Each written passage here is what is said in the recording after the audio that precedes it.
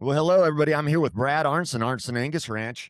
Brad, we are days away from the Arntzen Angus's 50th production sale. Now, originally, I was going to make a joke of ask you how was that first production sale, Brad? Was it a good turnout? But then I remembered that you and I graduated high school the same year, so I think that joke would have backfired on me. Yeah. But 50 years. That's awesome. That's pretty exciting, pretty impressive. What can you say about that? Well, thanks for having me on, Bo. This is kind of be a lot of fun here. And it talking to Dad and Keith about when they started, the first they were doing private treaty to start off, and then ended up having their first bull sale, and just kind of had some friends came and bought a few bulls. And the first one was, they got by decent, and then the second one it got quite a bit better, and they were kind of got excited and added a little momentum, and then they kind of really dug in and started pushing a little harder. Kind of Um, decided they ought to maybe do this for real. yeah, What? exactly. Because it was just two young guys. My grandpa started it, buying heifers back in the 50s, developing the herd, and my grandma. And then after that, he passed away in 76. First sale was in 77. So yeah, the boys pretty well took over, and yeah, they were off and running, and the rest is history. Cool story. Thanks for sharing it. Was the first sale at the ranch? Was it in town or? They've always been at the ranch. Mhm. Yeah. You guys run cattle right in the middle of Montana, right in the heart of it, where um, weather can be pretty unforgiving, as we saw last weekend. How does the weather and how much does the environment shape how you guys shape the kind of bulls you guys raise? Yeah, and that's what Dad and Keith started off is more or less the commercial herd, and they needed to have the cattle that would work in a commercial operation where you were trying to do as little help with them as you could.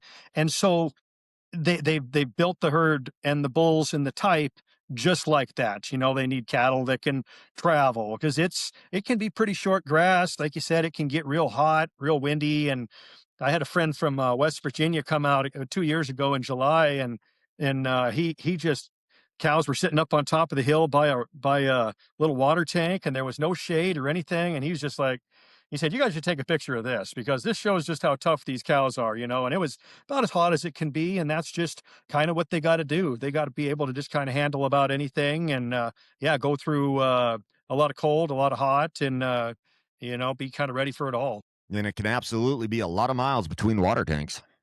Yeah, Ugh, it can, and that comes back to the structure and the soundness, and absolutely. we've always picked cattle, picked bulls that are really excel there, and easy fleshing. Ones that hopefully need a few less bites to go ahead and keep their flesh on than some of those that, boy, they got to go ahead and cover the whole pasture, or they got to have some concentrated feed here pretty close by. So these have got to work and kind of earn it. Absolutely.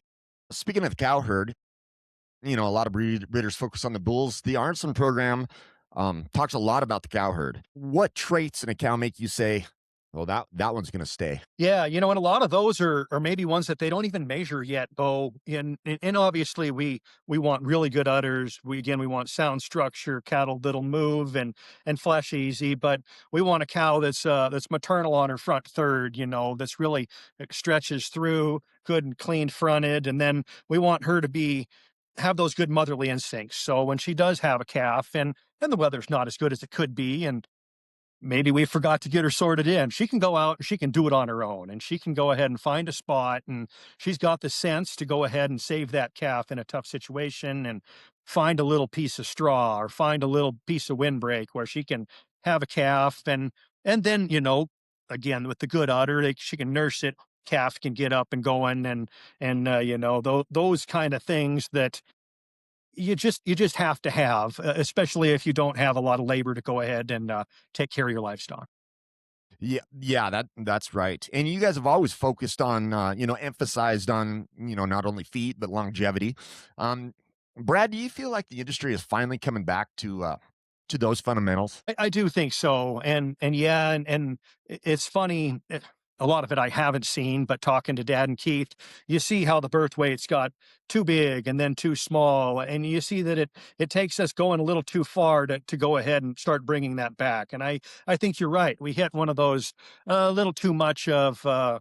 Maybe a little too much numbers breeding, we could say, a little too much dollar B obsession, and some of those different problems that going ahead and you're just not looking at the things that you really need to be looking at if you're going to go ahead and have a good long-term cow herd. And so I do think that people are starting to focus more on the cow, and the dollar M has come in, and Angus is doing a great job, whether you're talking about their udder scores, their functional longevity, or I like the heifer pregnancy. And some of those are in their infancy and they've got a ways to go, but at least they've started it.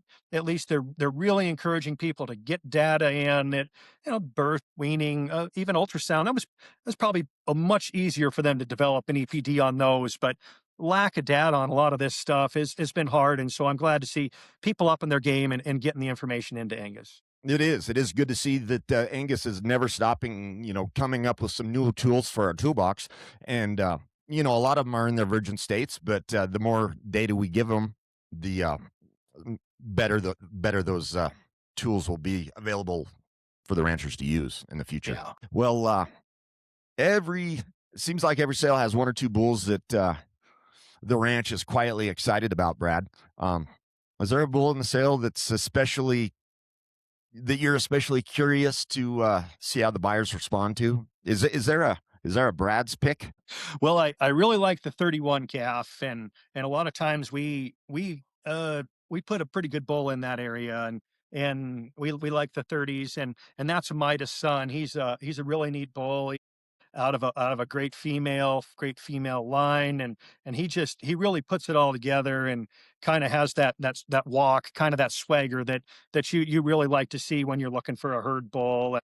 And we've got some other bulls in the 30s there that are just really nice, and those are more heifer bulls. But when you jump to the front, you go ahead and you look at the two bull is a really good Stryker son. Stryker's a bull we bought from J.W. Simonson down in Nebraska, and boy, this is our second set of bulls, but this is a really good set of sons, and he's a coalition son, and we just calved those first daughters, and they're just good udder after good udder after, good feet and great moms. And so, yeah, those Strykers are also a group that we're really excited about this year.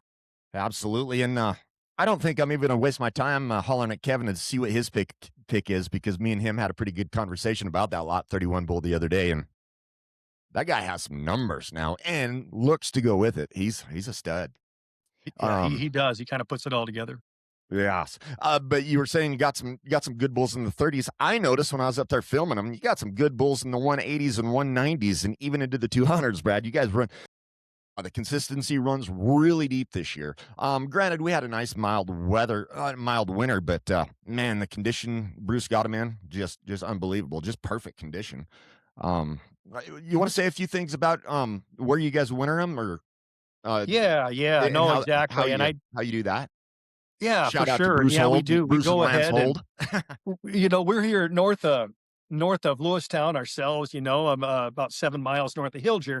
And so we used to feed them close by. We had a neighbor that did a great job, but as their operation moved more to farming, we ended up having to find somewhere to take the bulls. And we don't have the infrastructure. We don't have the feed. We would have been a lot. And we just didn't feel like we were really prepared or really had the space. So we started looking around, talked to Bruce and Lance Hould, and boy, we fell for them quick. And, Yeah. God, they have done a great job, and they've had, I think this might be our 10th or 11th group up there, maybe the 11th group up there. And it's 2 hours for us, or an easy 2 hours, but yeah, it's a hike, but boy, we know they're well taken care of. And then jumping back to what you were saying, we do take a lot of pride in the depth, Bo. There's bulls in that last 2-3 pens that in sale day that I think people can step You in can and shuffle feel them really right up good to the about. beginning of it. Yeah. I think so. I think so. And yeah, maybe they didn't have as much weaning weight or didn't grow as good in the feedlot, but heck, a lot of the best bulls are probably in some of those areas, in those I think hundreds. there's some sleepers back there for sure. Absolutely. Boy, your family just does a lot for the community. You're always doing something with that lot 10. Well, between Kevin, serving on the school board and you serving on the REA board, is that right? REA, right? Yep, yep. REA board. Close enough.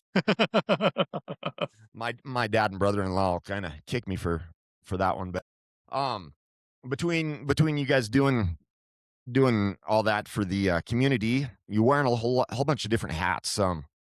At the end of the day, is ranching the easiest hat to wear? How do your guys' deal? Or Well, yeah, exactly. And I do think that, we're all so blessed to be able to live here in central Montana. Mhm. And whether you're talking Lewistown or you're talking Roundup or where we're at in Hilger, Winifred, but you can't live in these great communities and have all the positives, the space, the air, the views without putting your time in. So everybody has to do their part. Everybody has to either be on a board, be right there on the rural fire, make sure they're there to go ahead and help when a neighbor has a problem. We need first responders, it goes forever. So we push really hard to try to be as active as we can, try to give as much back as we can. And yeah, this year we do a donation heifer every year. right, Uh, that lot 10. Oh, yeah, wait. well, she's the Oh, first the one. donation heifer. Okay, I'm sorry. Yeah, that's right. 221, Mm. I think, Bo. I can't remember exactly, but yeah, you'll see in the catalog. And so every year we give half of the proceeds on that to just to kind of to whatever. And this year we're giving it to the Winifred Schools Business Professionals of America program. We've given it to the ambulance firefighters in the past, FFA, but this is a group is really doing a good job in Winifred. Kids are learning a lot of stuff and they're building some really good life skills. My daughters are all very active in it, and my wife is carries the flag pretty proud and pretty loud. She's always chaperoning for the BPA. So yeah, we're going to give to that, and I think that'll really help them to go on to more events and go ahead and be able to even be more successful. Well, that's awesome, and the Arntzen family does a lot for the community, and I'm with you. It takes a village to, and boy, you guys are sure doing your part. It seems like, and that's pretty obvious when a guy comes to your guys' sale. The just the crowd you guys get there, and it's primarily a local crowd, your neighbors and your friends and family, and I mean it's an event there in the Hilger Winifred area, and boy, people can't wait. They love it, and they show up. Well, and that's what we try to do, Bo. And even, we invite a lot of our friends that have nothing to do with cattle. But, folks, a lot of times, especially this time of year, they get so busy and they're A pushing little so cabin hard. fever And starting to set in. yeah, exactly. They've been calving. Spring's close, but we want people to get out, come in, and they don't have to buy a bowl. Just come in, enjoy a meal, enjoy some friends, and just talk to people and meet people. Because, like you said, it's pretty neat. We get folks from a local. A lot of good friends come from the local area, and then we get friends from the outside that meet those people, and Yeah, it just makes for some great relationships, and it people really enjoy it. is always one of my favorite because it truly is just basically an event. Mhm. Yeah, Well, it's a thank lot of you. fun. So Brad, let's get down to the nitty gritty. If Arntzen Angus Ranch was a movie, who we talking? Who's going to narrate it? Samuel L. Jackson or Morgan Freeman? Matthew McConaughey is probably who There would you have go. to do it. So, That's right. Well, Brad, thanks a bunch for taking a minute of your time. I know you guys are super busy right now, calving, just winding down. I'm assuming you guys are about done, huh? yeah, I kind of got over it. I just turned them out today, Bo. So they're It's a on their good day own. for them to The be older outside and cows doing up it on here. their own. Well, Yeah, well, yeah. There's more trouble in the kraal than there is out there, and yeah. I just keep goofing things up. So I'll let Mother Nature I take over. imagine the crawl would be a little bit muddy today, huh? Yeah, it really is. And yeah, we got such a great snow, a lot of moisture, rain before it. And yeah, it's awesome. All of central Montana got it, and it should really green things up and give the cattle and the Just hay a good start. just goes to show that prayers get answered, huh? It was that was Absolutely. a good moisture one. Well again, thanks a bunch for taking a minute of your time and joining me today. And we look forward to Arntzen Angus's 50th production sale, April 2nd, 2026 at the ranch. Hope everybody can make it, but if you happen to not be able to go, you can always watch and bid online at northernlivestockvideo.com. Brad, thanks a bunch for your time, and we'll see you soon. Thanks, Bo. Have a good one.